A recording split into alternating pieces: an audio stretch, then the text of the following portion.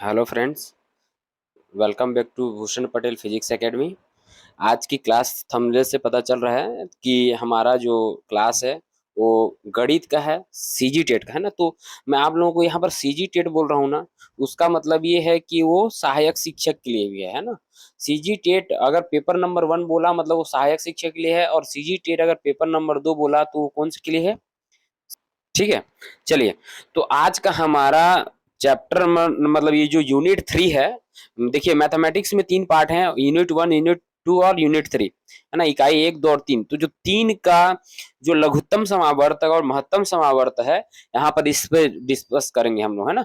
तो ये एलसीएम लिखा हूं, उसका मतलब लिस्ट कॉमन मल्टीपल है, वही है लघुत्तम समावर्तक। ठीक है, तो जैसे हम लोग नॉर्मल से क्वेश्चन है, जैसे 10 और 15, 10 और 15 का हम लोग लघुत्तम समावर्तक निकालते हैं, तो डायरेक्ट हम लोग क्या करते हैं, दो दो से जाएगा ये। चलिए थोड़ा सा बताता हूं मैं आप लोगों को। जैसे ये दो से एक बार मल्टीप्लाई करेंगे, जैसे 10 और 15 का हम लोग एलसीएम निकालते हैं, तो 10 पहले किस में जाएगा, 2 पंचे 10, और 15 तो जाएगा नहीं, इसी कारण 15 का 15 है ना। फिर 3 जाएगा, 3 तो जाएगा नहीं इससे, है ना। कितना जाएगा, 3 पंचे 15, फिर 5 से जाएगा। ठीक है, तो हम लोग ये हम लोग जानते हैं एलसीएम निकालने का तरीका। तो क्या करते हैं, जैसे 5 या 15, 15 दूनी 30, इस प्रकार से एलसीएम निकलता है। तो ऐसा क्वेश्चन आपके एग्जाम में आएगा नहीं, है ना। लेकिन ये क्या है, आप लोगों को डेमो बताने का तरीका है। ठीक है, जैसे हम लोग ये जो सेकंड मेथड लिखा हूं ना, इसको आप मत जानिए तो ज्यादा बेटर रहेगा, इसमें आप घूम जाओगे। जैसे ये 25, 75, 100 और 150, इसका आप एलसीएम करके निकाल के देखिए। ठीक है, चलो निकाल के देखते हैं अभी। हाँ, मैं तो दूसरे मेथड से बनाया हूँ, ये थोड़ा सा लेंदी मेथड है। ठीक है, ठीक है, जैसे चलो करते हैं। जैसे यहाँ पर मैं स्टार्ट कर रहा हूँ 25,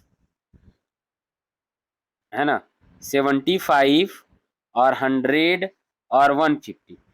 चलिए देखिए यहाँ पर ये क्या से जाएगा, सबसे फर्स्ट ऑफ ऑल 5 से। 5 5 जा मतलब 5 पचे 25, और ये 5 एकम 5 हो गया, हाथ में आया 2, और ये 5 पचे 25, 15 पचे 75 हो गया ना।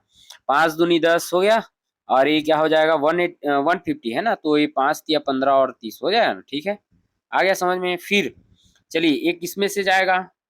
ठीक है, एक क्या में जाएगा, 5 से जाएगा, फिर से 5 एकम 5, 5 तिया 15, है ना, 5 चौक 20, और 5 छिक्का 30। ठीक है ना। अब देखिए और एक इसी में जाएगा, क्या 3 में जाएगा, देखो यहाँ पर 3 से। ठीक है, 3 से जाएगा, 3 एकम 3, है ना, 3 दूनी 6, और 4 तो जाएगा नहीं, तो फिर से दो दो में जाएगा, और क्या में जाएगा, 2 में जाएगा। तो इस प्रकार से इसको सॉल्व करोगे ना, तो इसका एलसीएम कितना आएगा, 1800। एक बार करके देखिए, जरूर आएगा। ठीक है, चलिए आगे बढ़ते हैं। जैसे यहाँ पर इसका एलसीएम निकाला हूँ, देखिए तो यहाँ पर एकदम क्लियर शॉट दिख रहा है, 5 5 5 5। एलसीएम तो निकालने जानते होंगे ना, इसमें कोई दिक्कत नहीं है, इसको बताने की जरूरत नहीं है। तो देखिए यहाँ पर 45 आया क्या, 49। तो देखो ये 5 पच्चीस 25, 25 पंच 125, 125 पंच से 625 का मल्टीप्लाई करोगे, फिर 7 का जो आंसर आएगा उसका एलसीएम है। ठीक है, तो ये डायरेक्ट क्वेश्चन एक 3 के लिए पूछेगा जरूर, पूछ सकता है। ऐसा थोड़ा सा लेंदी दिएगा। देखिए एग्जाम में जो क्वेश्चन आएगा ना, आपको लगेगा कि वो हार्ड है, लेकिन रियलिटी में वो हार्ड नहीं रहेगा, इस चीज का ध्यान देंगे। हाँ, एग्जाम में ज्यादा लेंदी लेंदी क्वेश्चन को नहीं पूछा जाता, इस चीज को ध्यान देंगे आप। ज्यादा हार्ड वर्क नहीं करना है आप लोगों को, स्मार्ट वर्क करना है। चलिए जैसे 7 और 343, 49 और 8, इसका भी एलसीएम निकालोगे, वही मेथड है। चलिए ये थोड़ा सा अलग है, तो इसमें थोड़ा सा आप लोगों को बताता हूँ एलसीएम निकालने का मेथड। ठीक है, जैसे क्या बोल रहा हूं मैं, 2 का घात ऋण 2, 2 का घात ऋण 3, 2 का घात ऋण 4 और 2 का घात ऋण 5 का एलसीएम क्या होगा।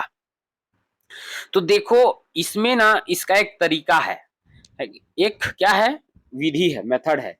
एलसीएम ऑफ द फैक्टर, मतलब अगर कोई किसी चीज में विभाजित हो, भाग के फॉर्म में हो, तो एलसीएम को फैक्टर उसी को बोला है, एलसीएम ऑफ द फैक्टर बोला है। देखो तो यहाँ पर एलसीएम ऑफ फैक्टर है, मतलब अगर कोई चीज भाग के फॉर्म में हो तब उसका एलसीएम कैसे निकालते हैं। तो एलसीएम ऑफ द न्यूमेरेटर मतलब क्या होगा, अंशों का, एक मिनट लिख देता हूं यहाँ पर, अंशों का एलसीएम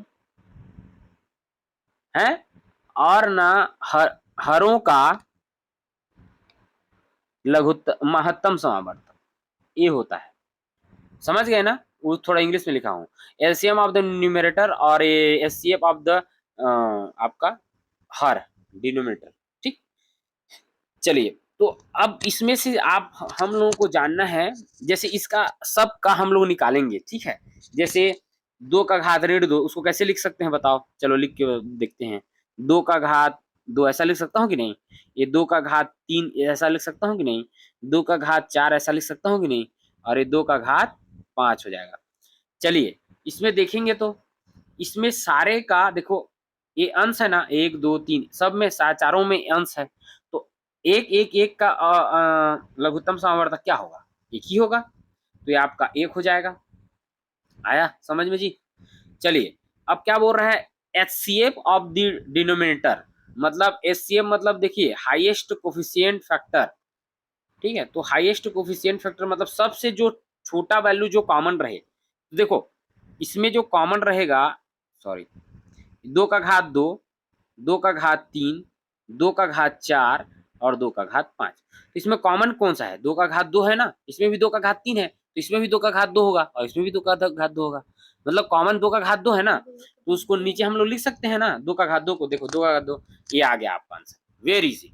अब आपको लगेगा कि बहुत हार्ड है ना, ऐसा लग रहा है ना, बहुत थोड़ा सा हार्ड टाइप का, लेकिन ऐसा क्वेश्चन पूछा गया था। ये आपका सीजी व्यापम में एक बार पूछ चुका है इस क्वेश्चन को। ठीक है, ये सीजी व्यापम में ऐसा क्वेश्चन पूछ चुका है, मतलब मोस्ट प्रोबेबिलिटी है ऐसा क्वेश्चन आए, मतलब ये क्वेश्चन आएगा ऐसा नहीं है भाई, है ना, इसी टाइप का और बहुत सारे क्वेश्चन आ सकते हैं। तो देखिए एज इट इज वैसा है ना, इसको एक बार बना के देखिए। चलिए चलो कोशिश करते हैं आप। देखिए इसको क्या लिखेंगे, 1 बटा, चलो करके देखते हैं, 1 बटा 3 का घात 2, 1 बटा 2 का घात 3 और 1 बटा 4 का घात 2। चलो बताओ कॉमन कौन सा है इसमें? हर में पहले बताओ, 1 आएगा, और नीचे मतलब ये अंशों का एलसीएम क्या आ जाएगा? 1 आएगा, और हरों का एलसीएम क्या आ जाएगा? हरों का देखिए, ये 2 का घात 2 8 हो जाएगा ना, ये 3 तिया 9 हो जाएगा ना, और ये 4 चौक 16 हो जाएगा। इसमें कुछ कॉमन निकलेगा क्या? देखो तीनों में, चलो 3 से डिवाइड करेंगे, 2 से डिवाइड करेंगे तो सब डिवाइड होगा क्या? नहीं। 3 से डिवाइड करेंगे तो होगा क्या? नहीं। तो नीचे का भी क्या हो जाएगा? एचसीएफ 1 आएगा, तो इसका आंसर टोटल क्या आ जाएगा? 1 आएगा। ठीक है, चलिए आगे बढ़े। वैसे ही यहाँ पर देखिए, तो इसका एलसीएम आपको ज्ञात करना है, तो एकदम इजी है ना। ये कैसे इजी है ये?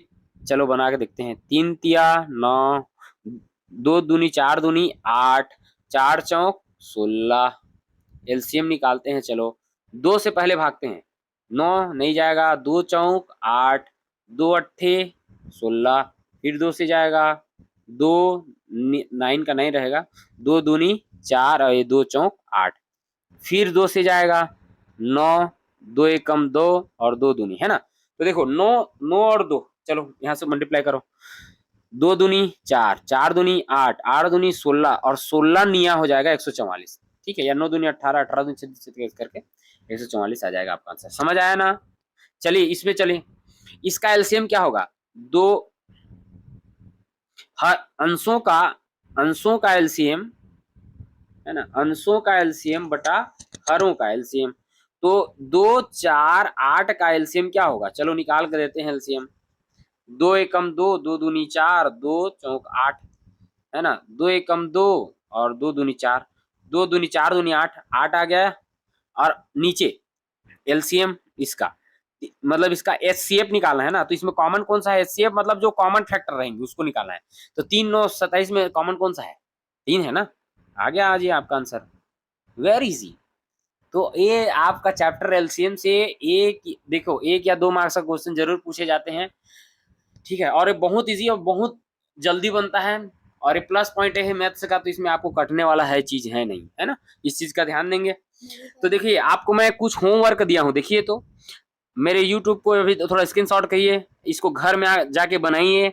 अगर नहीं बनता है फिर मेरे को बताइए, डिस्क्रिप्शन मतलब जो आपका YouTube में जो कमेंट रहता है ना, उसमें जरूर कमेंट कीजिए, फिर मैं इसका अपलोड कर दूंगा। ठीक है, चलिए आगे बढ़ते हैं। ये इसको सॉल्व कर दिया हूँ है ना, लेकिन एक बार करके देखिए आप लोग।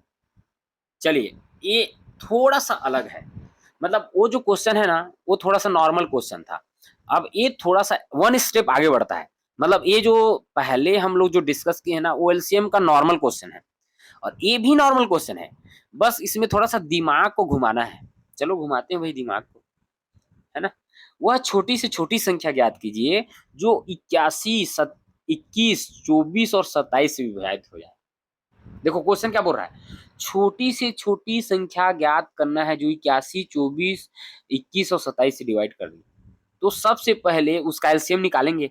तो एलसीएम जैसे निकालते हैं हमको पता चल जाता है कि कौन सी संख्या। देखो एलसीएम का मतलब क्या समझ रहे हो, एलसीएम का मतलब ये है बच्चों, जैसे देखो हम लोग मान के चलो एक आदमी है, ये मोहल्ला है ना, एक एक मोहल्ला है और एक मोहल्ला है, 3 मोहल्ला है। इसका डॉन है ए, इसका डॉन है बी और इसका डॉन है सी, ठीक है। और इन तीनों का बाप है डी, है ना, डी मतलब डॉन। और ये छुटका डॉन है ये लोग, है नी। तो देखो इनको कवर अप कौन करेगा, डी। मतलब ए आएगा तो भी उससे डरेगा, बी आएगा तो भी उससे डरेगा, सी आएगा तो भी डरेगा। तो जो एलसीएम है ना वो सबसे बड़ा मल्टीपल होता है, सबसे बड़ी संख्या होती है उन तीनों का। तो मान के चलो इससे इसको डिवाइड करोगे ना, मतलब चलो नंबर के फॉर्म में बताता हूं तो ज्यादा समझ आएगा। मान के चलो बच्चों ये है 10, 5 है ना, एक 10 है और एक है 15, और मेरे पास है 1500। तो देखो 1500 इससे भी डिवाइड होगा कि नहीं, 10 इससे भी डिवाइड होगा कि नहीं, 15 इससे भी डिवाइड होगा नहीं।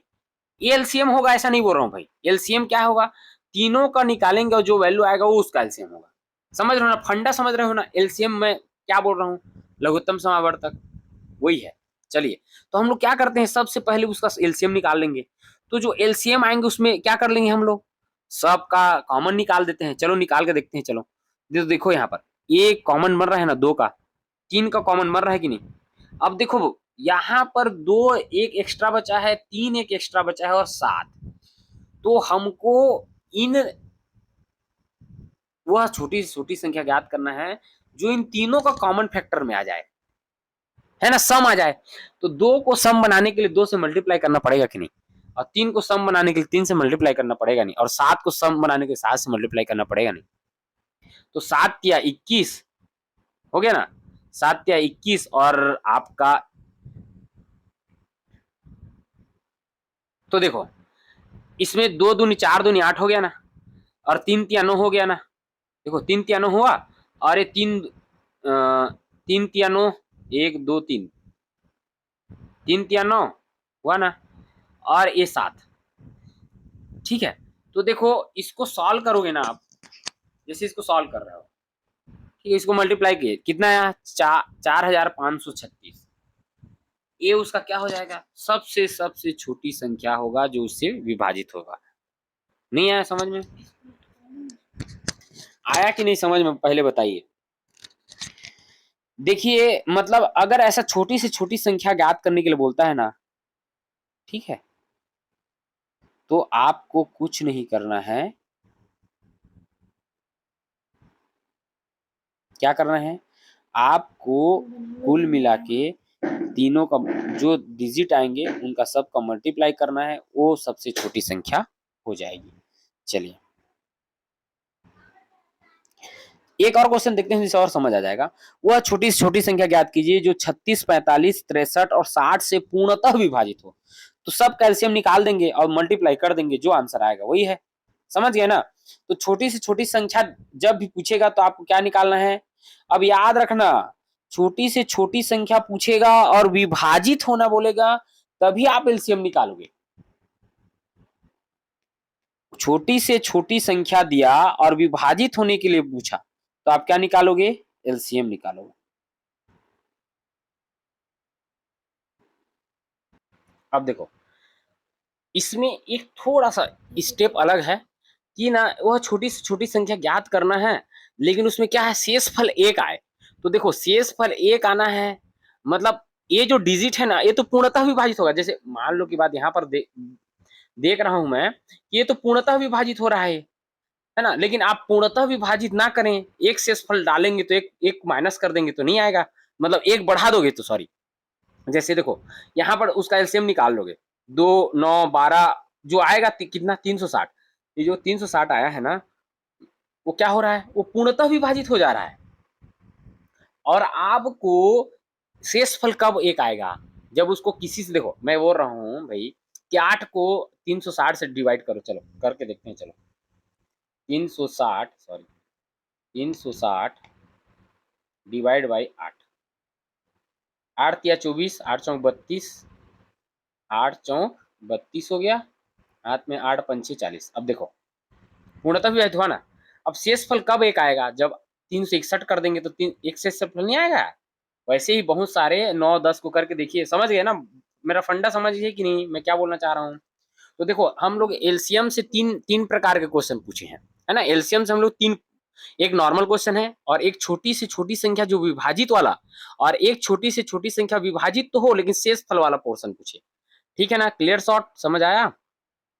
ठीक है, अब देखो मैं ना इसको ना यूट्यूब में, मतलब कैमरे में जब समझाऊंगा ना तो और अच्छे से समझ आएगा, लेकिन अभी टाइम कम है और सेंट्रल टेट का एग्जाम आ गया, इसी वजह से ना मैं थोड़ा सा वीडियो को ज्यादा स्पीड से बना रहा हूँ, और ताकि क्योंकि आप लोग उस कम से कम टाइम मिल रहा है तो उसको ज्यादा से यूटिलाइज कर सको आप लोग। चलिए देखते हैं, एक और क्वेश्चन है, वह छोटी से छोटी संख्या जो 4 5 6 7 से विभाजित करने पर क्रमशः 3 4 5 का शेषफल प्राप्त हो, तो आप सोच के देखो क्या निकालोगे, एलसीएम निकालोगे ना, विभाजित बोला छोटी से छोटी संख्या बोला, मतलब आप क्या निकालोगे, एलसीएम निकालोगे। तो 4 5 6 7 कैल्शियम निकाल दोगे तो कितना है 425, है ना, 420 आया है ना। अब देखो 420 को जब हम लोग क्या करेंगे, 3 4 5, मतलब 4 5 6 7 से विभाजित करोगे ना, तो 3 4 5 6 आना चाहिए, लेकिन 420 तो पूर्णतः विभाजित हो जा रहा है। अब उसको ना 3 4 5 सॉरी 3 4 5 6 शेषफल लाने के लिए क्या करना पड़ेगा, उसको विभाजित करना पड़ेगा। तो सोच के देखो, 4 से आप चलो चलो एक काम करते हैं, 4 से डिवाइड कर दो, 420, 4 एकम 4, 4 पंचे 20 आया ना, पूर्णतः विभाजित हुआ। अब आप क्या बोल रहे हैं, 3 शेषफल कब आएगा, बताओ 3 शेषफल कब आएगा, 3 शेषफल तभी आएगा, 3 शेषफल तभी, 3 शेषफल, तो देखो अब मैं क्या बोल रहा था, पूर्णतः विभाजित हुआ।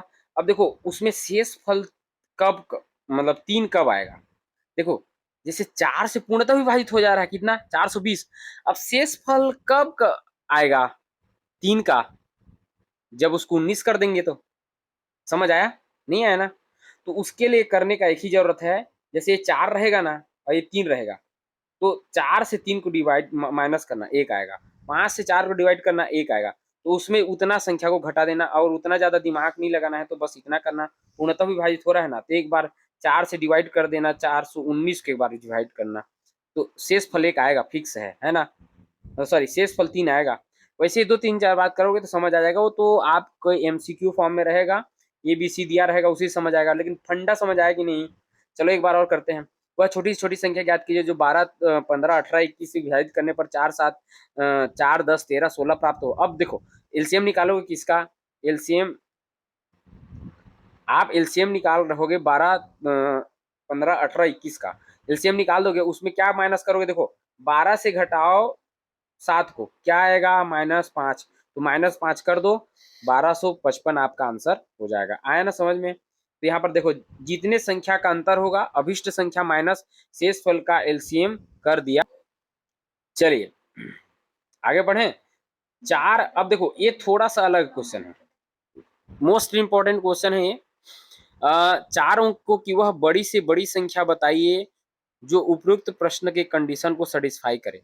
अब देखो 4 अंकों की बड़ी से बड़ी संख्या निकालना है, मतलब ऑप्शन में दिया रहेगा, जो आप एक बार डिवाइड करके देखना वही आंसर है, और इसमें ज्यादा दिमाग ये सब मेहनत करने की जरूरत नहीं पड़ेगी। ठीक है, चलो एक बार और करके देखते हैं। 5 अंकों की वह छोटी छोटी संख्या ज्ञात कीजिए जो 20 25 और 30 से विभाजित हो जाए, और 20 25 30 से विभाजित करने पर क्रमशः इतना का शेषफल आए। तो देखो सेकंड वाला पार्ट को पहले बनाओ आप, है ना, सेकंड वाला पार्ट को क्या करो, इसका एलसीएम निकालो, इसका ए वाले का, तो एलसीएम आपका निकल जाएगा। ठीक है, एलसीएम निकालने के बाद आप आगे बढ़ जाना। तो हमारे पास एलसीएम इसका कितना आया, 300 आया ना एलसीएम। ठीक है, एलसीएम कितना आया, 300। अब क्या बोल रहे हैं, कितना शेषफल आया, देखो तो 20 से 15 को माइनस करो, 25 कितना का अंतर है, 5 का, तो वो उतना माइनस कर दोगे तो 295 आपका आंसर होगा। ठीक है, आया ना समझ में। हम्म। अब क्या बोल रहा है, 5 अंकों की वह छोटी छोटी संख्या बताइए जो 20, 25 और 30 से विभाजित हो। तो 5 अंकों से वो जो ऑप्शन दिया रहेगा देखना, उसमें विभाजित करके देखना, आ जाएगा आंसर। ठीक है, ये देखो। ठीक है जी, आगे बढ़े।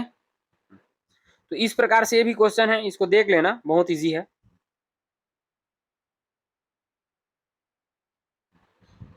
ठीक है,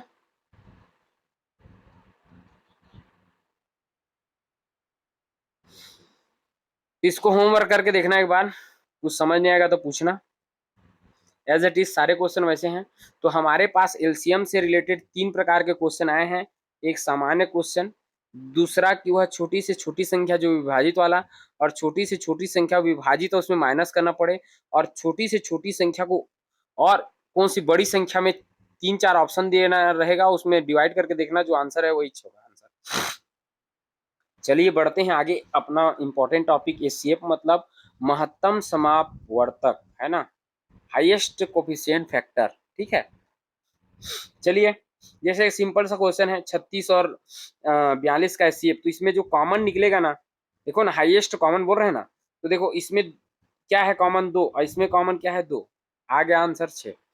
एचसीएफ आ गया इसका दोनों का। हाँ ठीक है, जैसे 395 576 का एचसीएफ निकालो बोलेगा, तो 2 से डिवाइड हुआ, 2 से, 3 से, और अभी और किसी से होगा क्या, नहीं।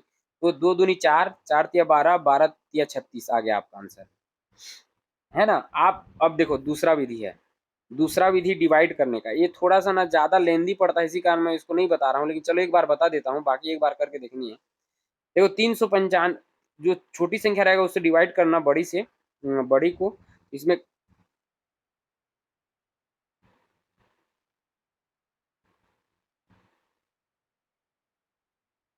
ठीक है,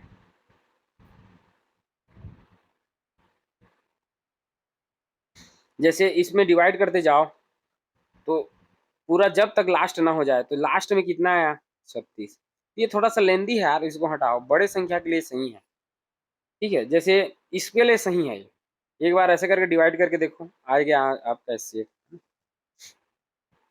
529 और 12,000। अब देखो इसको तो आप नहीं बना सकते, तो इसको ऐसे डिवाइड करके ही बना सकते हो, है ना। इसका 23 क्या आया, मतलब ये कितना आएगा, एचसीएफ 23। इस प्रकार से एक बार सॉल्व करके देखिए, मेरा बात जो है वो समझ आएगा आपको, है ना। चलिए आगे बढ़ते हैं। चलिए अब देखो, छोटी से छोटी संख्या बोलेगा तो क्या निकालना है, एलसीएम, और बड़ी से बड़ी संख्या बोलना है तो क्या निकालना है, एचसीएफ। तो बड़ी से बड़ी संख्या, है ना, वह बड़ी से बड़ी संख्या ज्ञात कीजिए जो आपके 134, 159 और 84 विभाजित करने पर प्रत्येक स्थिति में शेषफल 9 आए। तो अब देखो प्रत्येक स्थिति में शेषफल 9 आए, भाई प्रत्येक स्थिति में शेषफल एक्स्ट्रा 9 आएगा ना, 9 एक्स्ट्रा है।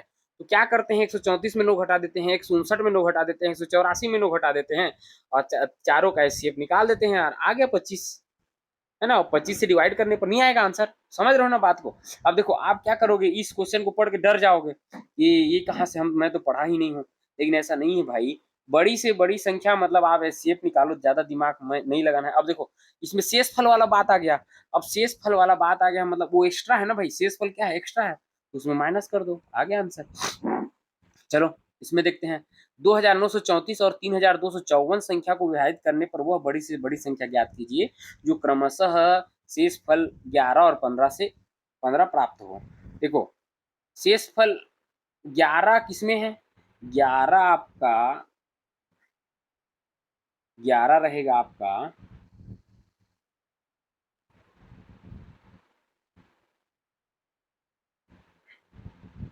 11 रहेगा इसमें, और 15 रहेगा इसमें, दोनों को माइनस कर दोगे, फिर आपस में डिवाइड कर दोगे, जैसे देखो यहाँ पर डिवाइड किया हम, तो 179 आपका 79 आपका क्या है, एचसीएफ है। ठीक है, आ गया ना समझ में। चलिए एक और 140, 176, 164 तीनों संख्याओं को बड़ी से बड़ी संख्या से विभाजित करने पर 4, 6, 9 तो सबको माइनस करो और एचसीएफ निकालो। बहुत इजी यार, बहुत ज्यादा इजी है।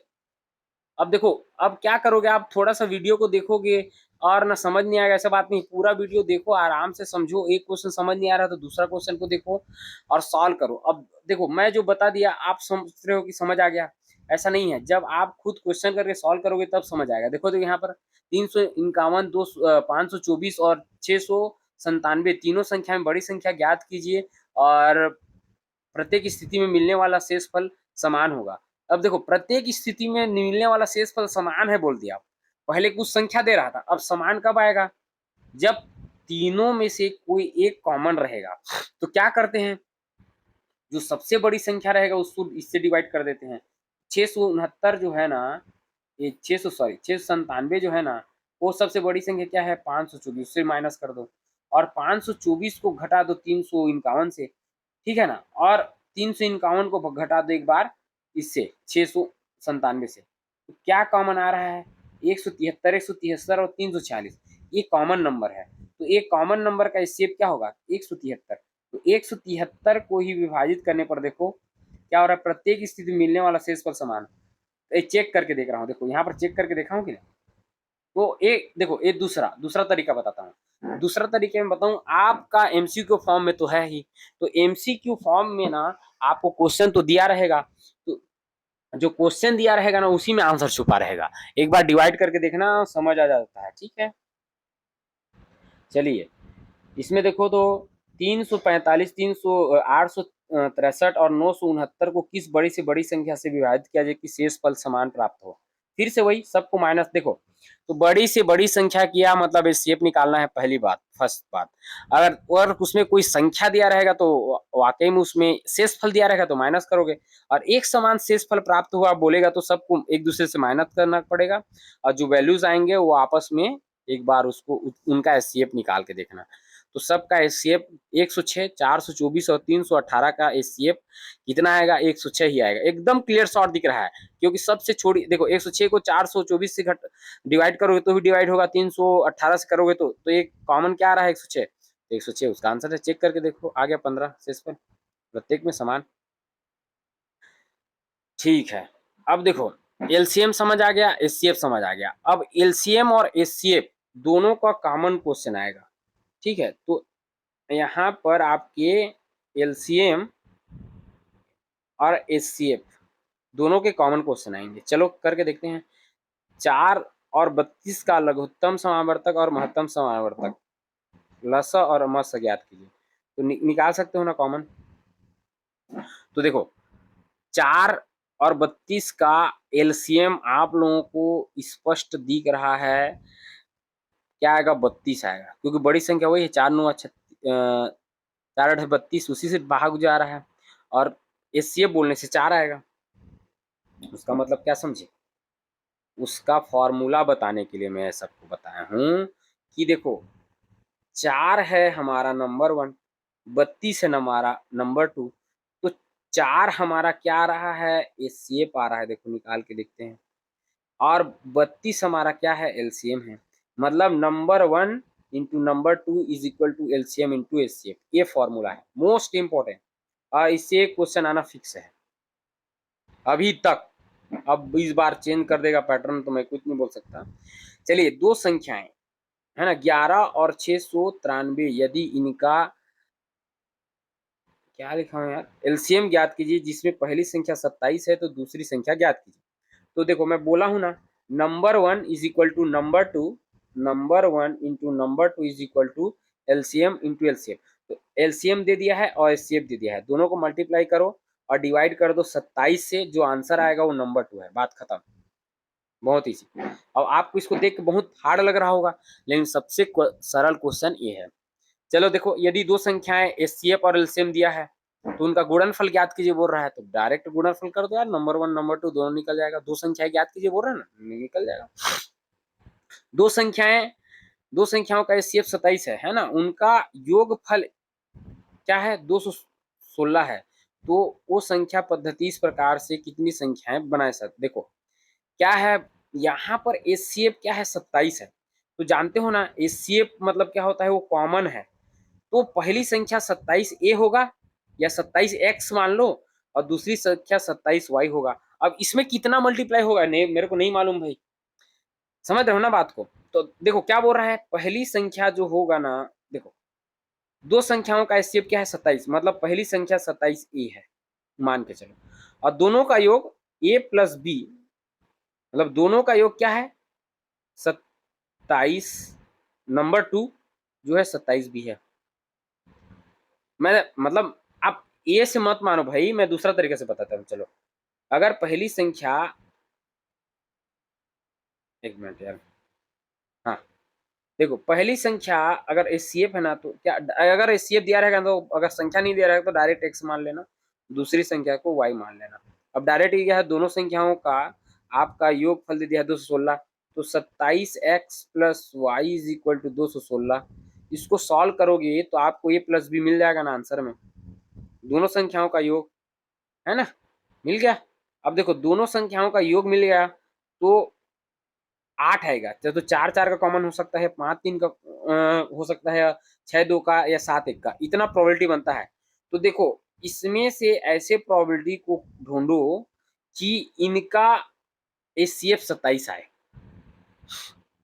चलो देखो 1 और 7, 9 तिया 27 आ सकता है इसका।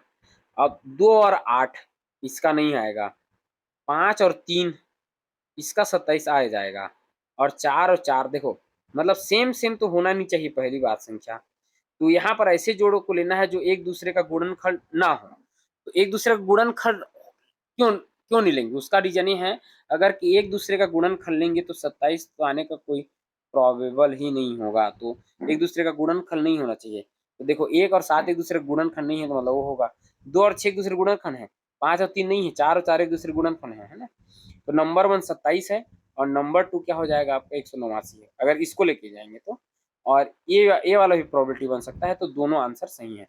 तो अभी संख्या है 27 189 और ये हो, ये थोड़ा सा लेंदी क्वेश्चन है, ऐसे क्वेश्चन को पूछने का चांसेस कम हो जाता है, लेकिन अदर एग्जाम के लिए भी आप लोगों को बता दे रहा हूँ इसी कारण। ठीक है चलिए, ये होमवर्क है बच्चों, थोड़ा सा करके देखिए एक बार, कुछ दिक्कत आएगा तो मेरे को मैसेज कमेंट कीजिएगा, मैं इसका फिर से आपको आंसर भेज दूंगा उसी में। चलिए आगे बढ़ते हैं।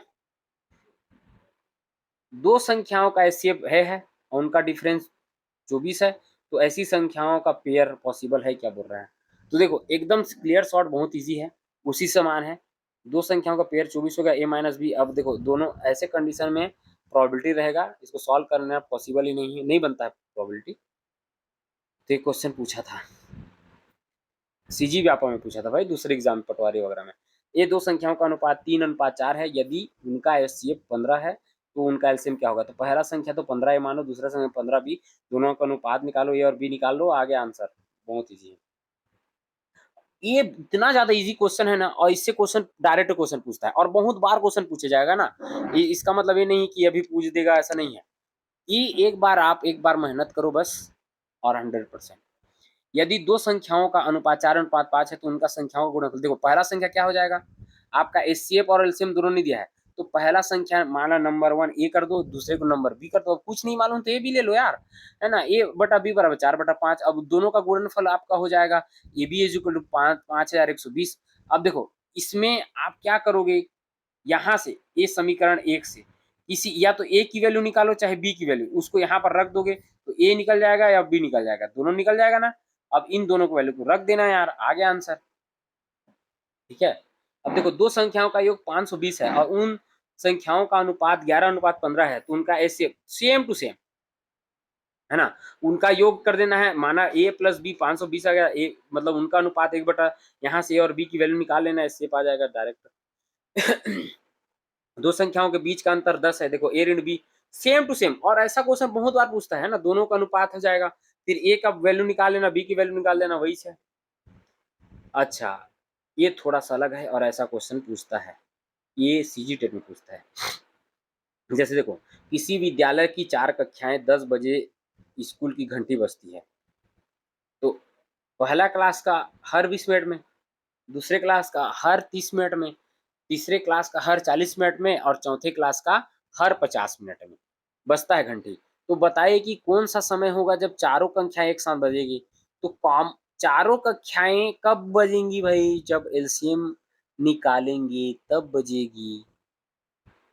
सिंपल सी बात है ना, क्योंकि कॉमन सभी को देखो, कॉमन सभी को कौन ले सकता है, एलसीएम वाला टर्म से ले सकता है ना। तो आपका 20, 30, 40, 50 ये आपका 600 मिनट मतलब लगभग कितना आवर, 10 आवर। 10 आवर के बाद चारों बेल एक साथ बजेगी। मतलब इसमें पूछ रहा था कि चारों कक्षाओं का बेल एक साथ कब बजेगा। तो एक साथ वाला बात आया, मतलब क्या हो जाएगा एलसीएम।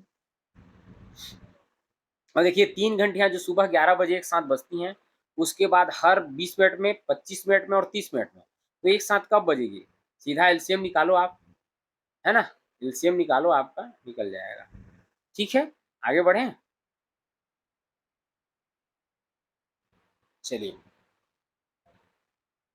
वही छे यार, रेड सिग्नल, ऑरेंज सिग्नल, ऐसा ऐसा बार बार देता रहेगा, मतलब समझ जाना आप लोग।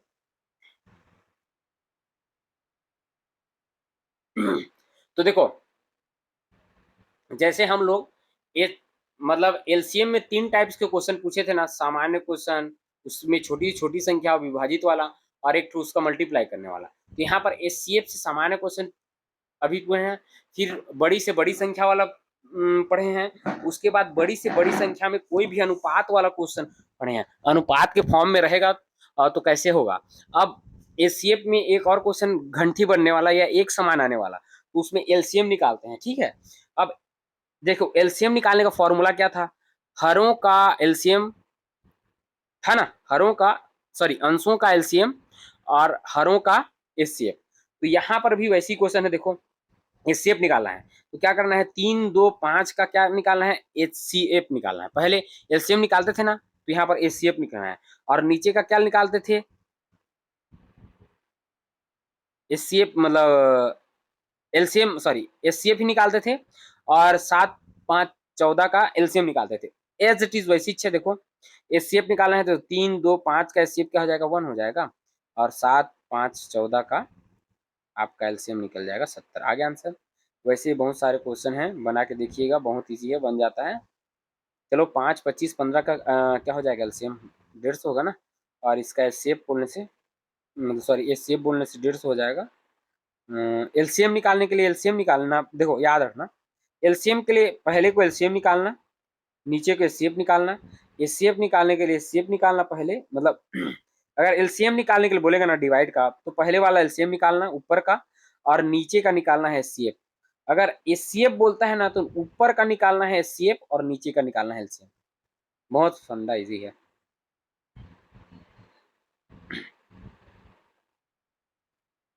ठीक है, तो ये वाला क्वेश्चन तो शायद ही आएगा यार, कि कैसे करूं बता दूं, लेंदी हो जाएगा क्या, लेंदी हो जाएगा। तो ऐसा क्वेश्चन नहीं पूछेगा, व्यापम पर्पज से है। बाकी मैं और कभी टाइम मिलेगा तो बताऊंगा, इसको छोड़ ही देना आप लोग, है ना। होमवर्क करके देखना इसको, उस वाले क्वेश्चन को छोड़ देना।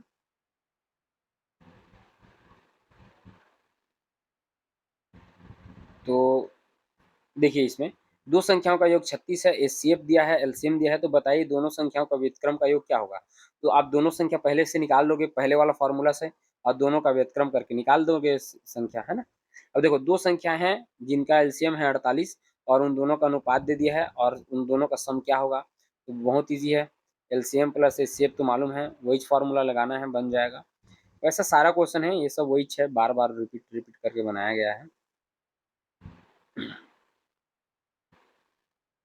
देख लीजिए वही है, कोई दिक्कत नहीं होगा।